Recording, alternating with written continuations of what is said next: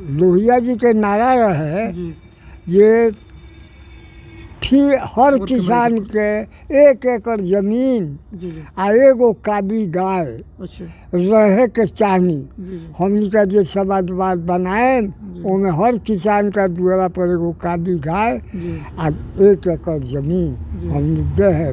तो कांग्रेसिया लोग पहुँचावे ओ रबड़ है लबर आके देबो अच्छा तो लोहिया जी को सुन एक आदमी अफसरों ओकरा घर के लोग होता आ दुकानों दौरी होता जी जी आ दुनू काम आ ओकरा बाद कहता कि अब खेतों 100 बीघा जोते जी बड़का बड़का हाथी जी तो ई ना चली जे नौकरी में रही जे दुकान दौरी चलाई दुकान दौरी ओकर ना खेती में ना जे खेत रही से खेती में रही। इस सब के बंटवारा होगा तब में जमीन अटेगा या हर आदमी के द्वारा पर गाय रहेगा।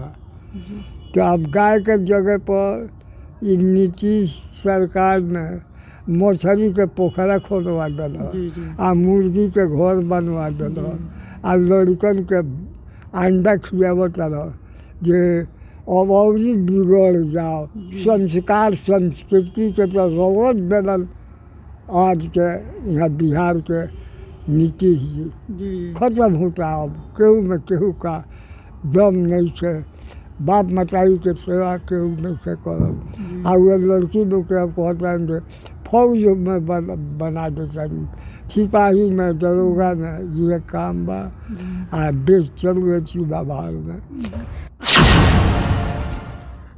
लोहिया जी के विचारधारों पर चलने वाले, लोहिया जी के विचारधारा को मानने वाले हमारे कैमरे पर एक शख्स बाबूलाल प्रसाद जी मौजूद हैं। आपको बता दें बाबूलाल प्रसाद जी रामगढ़वा प्रखंड के आमोदेई के निज निवासी हैं और इनका उम्र तकरीबन 116-17 वर्ष के आसपास में है। जिस वक्त चंपारण में महात्मा गांधी का आगमन हुआ था 1917 में, उस वक्त इनका उम्र तकरीबन 9 से 10 वर्ष के आसपास में था। और आपको बता दें 1917 में जिस समय महात्मा गांधी चंपारण में आए थे उस वक्त बाबूलाल प्रसाद जी की मुलाकात महात्मा गांधी से नहीं हो पाई थी क्योंकि इनका उम्र उस वक्त काफ़ी कम था। लेकिन 1937 में फिर से जब महात्मा गांधी का पुनः आगमन चंपारण के धरती पर हुआ तो ये महात्मा गांधी जी के अनुयायी बन गए, यानी क्यों कहिए तो ये महात्मा गांधी के एक सिपाही बन गए। और महात्मा गांधी से 1937 में ये कुमार बाग बेतिया में मिलने गए थे। 1942 में भारत छोड़ो आंदोलन शुरू होता है और उस आंदोलन में ये स्वतंत्रता सिपाही के रूप में लड़ते हैं अंग्रेज़ों से। 1942 के भारत छोड़ो आंदोलन के बाद भारत 1947 में आज़ाद होता है। आज़ाद होने के बाद भारत का अपना एक अलग संविधान भी लागू हो जाता है 1950 में। उसके बाद भारत का अपना कानून तैयार हो जाता है और भारत देश जो है, भारत अपने बनाए हुए संविधान के हिसाब से भारत का सत्ता संचालित होने लगता है और भारत का जो विधि व्यवस्था है अपने संविधान के हिसाब से चलने लगता है। उसके बाद ये बाबूलाल प्रसाद जी सोशलिस्ट पार्टी यानी कि लोहिया जी के विचारधारों पर चलने लगते हैं। समाजवादी पार्टी का ये एक हिस्सा बन जाते हैं और ये लोहिया के संपर्क में चले जाते हैं। राम मनोहर लोहिया के संपर्क में जाते हैं और राम मनोहर लोहिया जी के सानिध्य में रह करके बहुत दिनों तक ये राजनीति के क्षेत्र में काम करते हैं, राजनीति के क्षेत्र में सेवा देते हैं और ये राजनीति में बने रहते हैं। आइए हम इनसे बात करेंगे कि ये किस सन में लोहिया जी के संपर्क में गए। अच्छा बाबा जी ये बताइए, आप लोहिया जी के संपर्क में कब गए? 1948 के लास्ट में। 1948 के लास्ट में? लास्ट में लोहिया जी से आपकी संपर्क हुई। अच्छा, संपर्क आपकी लोहिया जी से कैसे हुई बाबा? और ये नेपाल के लोग के हमने आवे ना दी लोहिया जी कहलन जे बा वहाँ का संगठन ऐसा है कि नेपाल सरकार टूटी बोल गई तो नेहरू से कहवाया तो और कहलन हम चलेंगे रक्सौल देने एक रास्ता खोल दो, जी जी, छोड़ दो। यानी कि 1948 के लास्ट में, 1948 के लास्ट में जब ये लोहिया जी रक्सौल आए तो आपको संपर्क हुआ उनसे? हाँ, तब वो रह गए 1 महीना, जी, तो क्लास लेने का काम शुरू हो अरे गया। बरुअलन के क्लास भी वहाँ कर ले। हाँ, क्लास। अच्छा, जी, कहल जाला कि लोहिया जी समाजवाद के एक बहुत बड़ा वहाँ के एगो विचारक रही, बहुत बड़ा एगो समाजवाद के बढ़ावा देवे वाला वहाँ के एगो बहुत अच्छा नेता रही वहाँ के।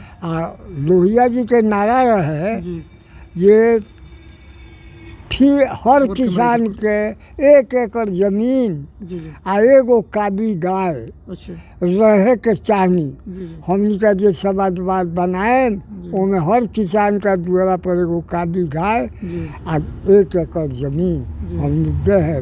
तो कांग्रेसिया लोग पहुँचावे ओ रबड़ है जे लबड़ा के देबो, तो लोहिया जी कहत सुन एक आदमी अफसरों ओकरा घर के लोग होता आ दुकानों दौरी होता आ दुनू काम आ ओकरा बाद कहत कि अब खेतों 100 बीघा जोते बड़का बड़का हाथी।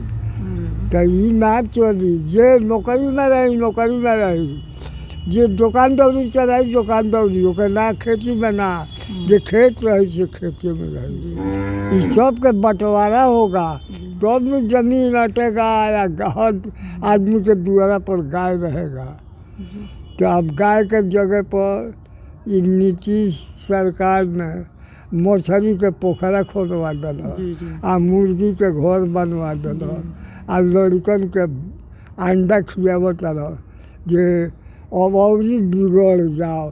संस्कार संस्कृति के तो रवत दिलन आज के यहाँ बिहार के नीतीश जी। खत्म होता अब केहू में केहू का दम नहीं है, बाप मताई के सेवा केहू नहीं है करल। आ वो लड़की लोग के अब कहते फौज में बना देता, सिपाही में, दरोगा में, ये काम बा आ देश चल गए चूल्हा भार में।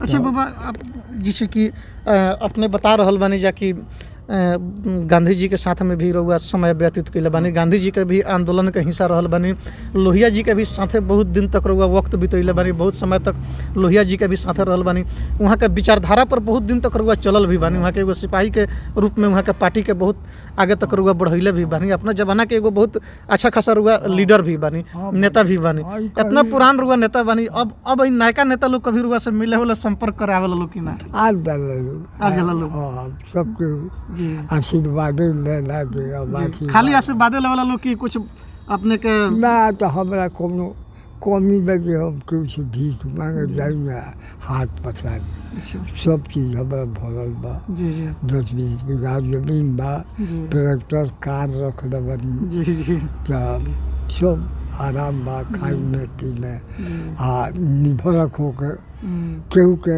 साथ कुछ सच्चाई बात कह दी जी, सच्चाई बात कह। हाँ, जो काहे हम कोनो स्वतंत्रता सेनानी बनी, हाँ, आज़ादी का लड़ाई लड़ल बनी, तो डर कौन बात के? भारत के आज़ाद करावे में अहम योगदान रहल बाटे।